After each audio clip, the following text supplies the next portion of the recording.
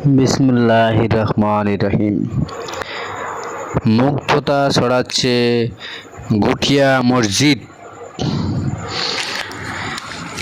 বরিশাল। এশিয়ার তৃতীয় সর্বোচ্চ বৃহত্তর মিনার সংবলিত অপরূপ সৌন্দর্যের প্রতীক বরিশালের উজিরপুরের গুঠিয়ার বাইতুল আমান জামে মসজিদ। গুঠিয়া মসজিদ হিসাবে পরিচিত এটি। দিনে দিনে এটির আকর্ষণ বাড়ছে, সেই সঙ্গে বাড়ছে সে দেশের পর্যটকদের ভিড়। দেশ বিদেশের ও পর্যটকদের ভিড়। প্রতিদিন বিশ্বের বিভিন্ন প্রান্ত থেকে অসংখ্য পর্যটক ছুটে আসছেন মসজিদটি এক নজরে দেখার জন্য।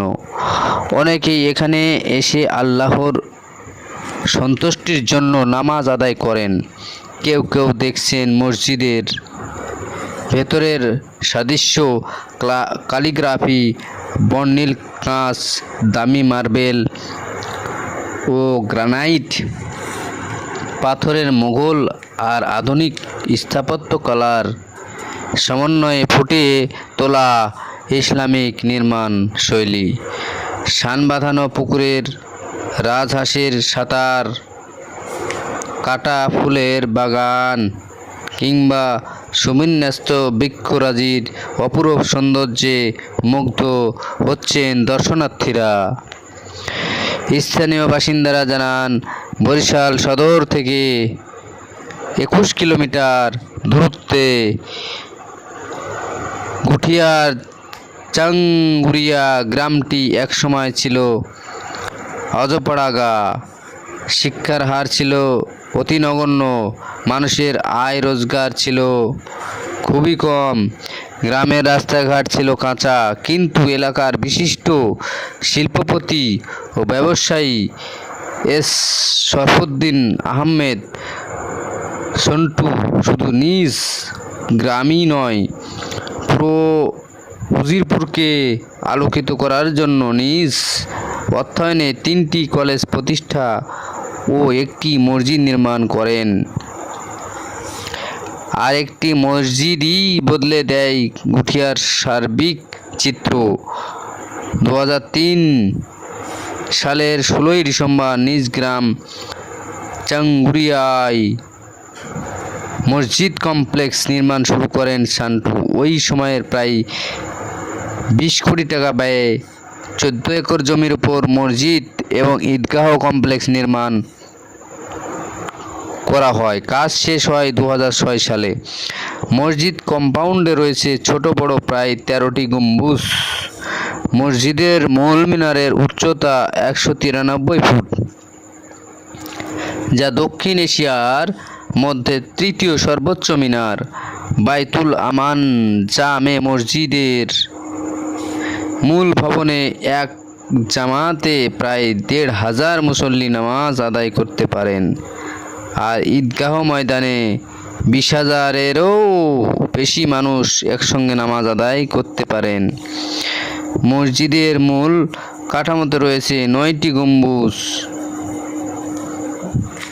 অন্য 8টি মিনারের নিকটে মদিনা থেকে নিয়ে আসা ঝাড়বাতি বসানো হয়েছে। মসজিদের সামনে রয়েছে নীল ফিরোজা রঙের টাইলসে নির্মিত 2টি ফোয়ারা।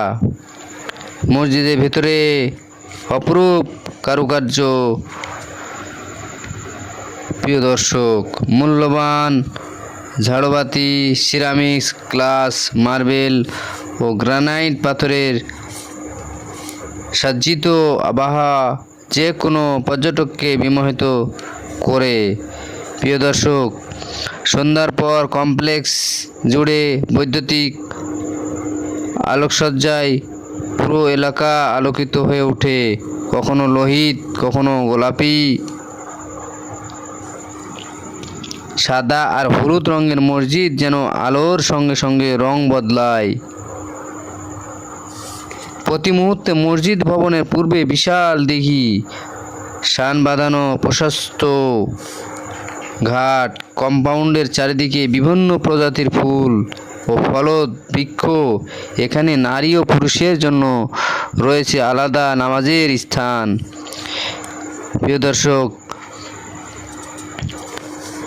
বর্তমানে মসজিদে 22 জন, অন্যান্য কাজে 14 জন কর্মকর্তা কর্মচারী কাজ করেন।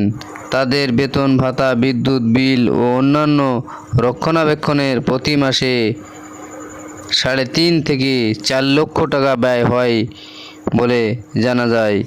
প্রিয় দর্শক, মসজিদের সামনে প্রতিষ্ঠাতা এস শরফুদ্দিন আহমেদ সন্টু একটি ফিলিং স্টেশন করে দিয়েছেন। ওই ফিলিং স্টেশন থেকে যে টাকা আয় হয় তা দিয়েই মসজিদ স্টাফদের ইতিমখানা ও হাফিজ মাদ্রাসার ব্যয় বহন করা হয়। তবে ফিলিং স্টেশনের আয় দিয়ে পুরো খরচ বহন করা সম্ভব হয় না।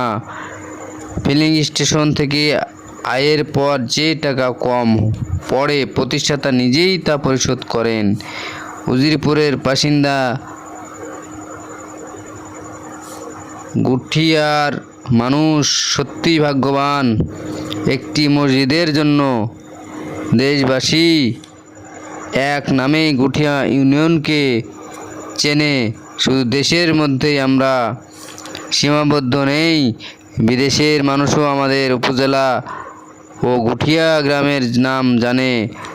আব্দুর রহিম আরও জানান, সুন্দর এই মসজিদটি দেখার জন্য শুধু মুসলিম সম্প্রদায়ের মানুষই আসেন না, এখানে সকল ধর্মের মানুষ, হিন্দু, খ্রিস্টান, বৌদ্ধ সকল ধর্মের মানুষ আসেন এক নজর দেখতে। প্রতিদিন গড়ে 5 পর্যটক বা 5 শতাধিক পর্যটক এখানে ঘুরতে আসেন। তবে সাপ্তাহিক ছুটির দিন দর্শনার্থী বা মুসল্লিদের নামাজ আদায়ের সংখ্যা বেড়ে যায়। ঘুরতে আসা ময়মনসিংহের কিছু মানুষের সঙ্গে কথা হয়। কিছু কলেজ ছাত্রছাত্রী এবং কলেজের যে প্রশাসনিক এবং কলেজের যে প্রফেসর, তাদের সঙ্গে কথা হয়। গুঠিয়া মসজিদটির সৌন্দর্যের কথা শুনে অনেক আগেই সাপ্তাহিক ছুটিতে তারা দিন নির্ধারণ করে নিয়ে থাকে বলে জানা যায়। এখানে এসে সত্যিই আমি মুগ্ধ হয়েছি। মসজিদের প্রতিষ্ঠাতা ও বিএনপি কেন্দ্রীয় কার্যনির্বাহী কমিটির সদস্য এস শরফুদ্দিন আহমেদ সন্টু দৈনিক আল্লাহর কাছে দোয়া করেন। এলাকার মানুষের জন্য মসজিদটি নির্মাণ করেছি, দেশ বিদেশের মানুষ এখানে এসে যেন নামাজ আদায় করেন, এটি আমার চাপা, আমার জন্য দোয়া করেন, এতেই শান্তি পাই। প্রিয় দর্শক, বাংলাদেশের যে শিল্পপতি, কলকারখানা মালিক এবং যারা অনেক টাকার মালিক, তারা এরকম মসজিদ এবং মাদ্রাসা নির্মাণ করবে, বাংলাদেশকে এগিয়ে নিয়ে যাবে, এটাই শুভকামনা। সবাইকে শুভেচ্ছা ও স্বাগতম। ভালো লাগলে লাইক, শেয়ার ও কমেন্ট, সাবস্ক্রাইব করবেন। এভাবে করে বাংলাদেশকে এগিয়ে নিতে হবে সবাইকে। আসসালামু আলাইকুম।